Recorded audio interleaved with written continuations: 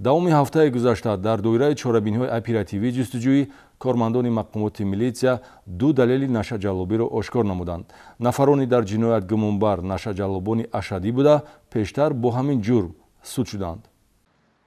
ҷаҳиши оперативии кормандони шӯъбаи кофтукови ҷиноятӣ раёсати вазорати корҳои дохилӣ дар вилояти Суғд дар самти мусодираи воситаи нашадор боз як натиҷаеро ба даст оварда қасди ҷиноятии нашаҷаллоби ашадӣ Қурбонов Саймуддин Ҷонхонович соли таваллудаш 1970 истиқоматкунандаи ноҳияи Шамсиддин Шоҳини вилояти Хатлонро барҳам зад. Дар натиҷаи коркардҳои оперативӣ аз гумонбаршуда Қурбонов маводҳои рангаш сафеди шишамонанд гирифта шудааст, ки ташхиси криминалистӣ воситаи нашадори намуди кристалл хулоса додааст, ки вазни холиси он 11 килою 150 граммро ташкил медиҳад. ҳамчунин аз борхалтаи гумонбаршуда 14 килою 955 грамм мухаддароти намуди ҳашиш мусодира гардид. вазни умумии мухаддароте ки Саймуддин Қурбонов ба фурӯш баровард 26 килою 105 граммро ташкил медиҳад.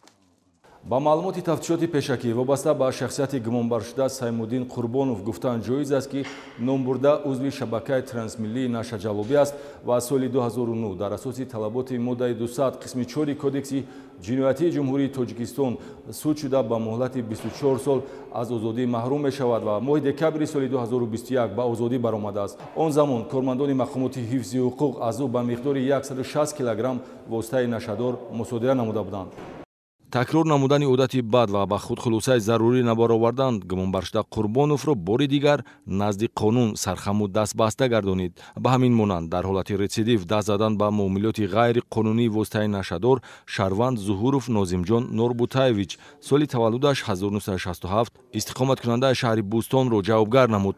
гумонбаршуда, ки қаблан 5 маротиба бо ҷурми нашаҷаллобӣ дар Тоҷикистон ва давлатҳои хориҷа суд шудааст, ин навбат низ кирдори ба ҷомеа хавфнокро содир намуда 2 килою 460 грамм воситаи нашадори намуди ҳашишро ба фурӯш баровард. ҳадафи ҷиноятии гумонбаршуда санаи 6 январи соли равон дар доираи чорабиниҳои оперативии ҷустуҷӯӣ аз тарафи кормандони шӯъбаи минтақавӣ раёсати мубориза зидди ҷиноятҳои муташаккили вазорати корҳои дохилӣ дар вилояти Суғд пешгирӣ карда шуд. 20 сол умри ман дар ин турмаҳо гузашт.